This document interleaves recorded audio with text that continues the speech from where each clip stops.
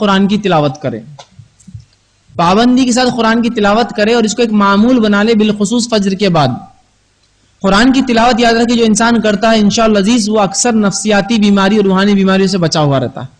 اب اللہ کے ذکر کو تو ایسا بھولا ہم نے کہ قرآن جب کھلتا ہے کسی کے گھر میں تو کوئی پوچھتا ہے کون مرا، اس لیے کوئی مرا تو ہی کھلتا ہے نا، تو پوچھنا پڑتا ہے کون مرا، تو کہتے وہ فلاں آدمی مر گیا۔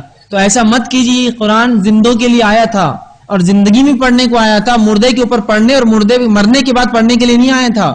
یہ زندگی گزارنے کا طریقہ بتاتا ہے یہ قرآن، یہ گائیڈ بک ہے یہ ہماری، اس کو بند کر کے مت رکھیے۔ قرآن کی تلاوت کیجیے، نہ صرف تلاوت کیجیے، معنی اور مفہوم کے ساتھ تفاسیر پڑھنے کی کوشش کیجیے، اور یاد رکھیے جن لوگوں نے قرآن کی تلاوت اور اس کے سمجھنے سے لوگوں کو دور رکھا ہے یہ علماء سو ہے، علماء حق نہیں ہے، یہ جو اللہ کی کتاب سے لوگوں کو دور رکھتے ہیں۔ اور ان لوگوں نے امت کا بیڑا غرق کر رکھا کہ ان کو ناول پڑھنے دی، پکچر دیکھنے دیا، اشتہار پڑھنے دیا، اخبار پڑھنے دیا، کہانی اور قصے پڑھنے دی، لیکن کبھی اللہ کی کتاب کو ہاتھ لگانے کو ان کو جو روکتے اور یہ کہتے ہیں اس کو پڑھنے سے گمراہی آئیں گی۔ میں ایسے لوگوں سے اور ایسے علماء سو سے سوال کرتا ہوں، اگر اس سے گمراہی آئیں گی تو کون سی کتاب لا کے دوں گے جس سے میں ہدایت پاؤں؟ اگر یہ کتاب مجھے گمراہی دیتی ہے تو پھر تم کچھ لکھ کر لاؤ جو مجھے ہدایت یافتہ بنائے اور ہدایت کی طرف گامزن کرے۔ اللہ رب العزت نے جن لوگوں پر یہ کتاب اتاری تھی وہ دنیا کے سب سے جاہل لوگ مانے جاتے تھے، اگر وہ اس کتاب کو تھام کر جو ہدایت یافتہ ہو سکتے تو میں مادرزاد ماں کے پیٹ سے مسلمان پیدا ہوں، میں کیوں اس کتاب کو سمجھ نہیں سکتا؟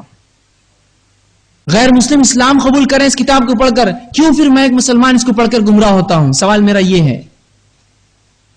اس سے دور رکھا گیا، یہ خود ایک لمبی سازش ہے کہ ایسے لوگ آئے اس امت میں جنہوں نے اللہ کی کتاب سے مسلمانوں کو دور رکھا کہ اگر اس کی تلاوت کی جائے تو بس اتنا ہی ان کو برداشت ہوتا ہے، اس کے آگے اگر ترجمے کی بات آئی فتنے اور فساد، جھگڑے، اور یہاں تک کہ قرآن کو پھاڑا بھی جاتا ہے مساجد میں۔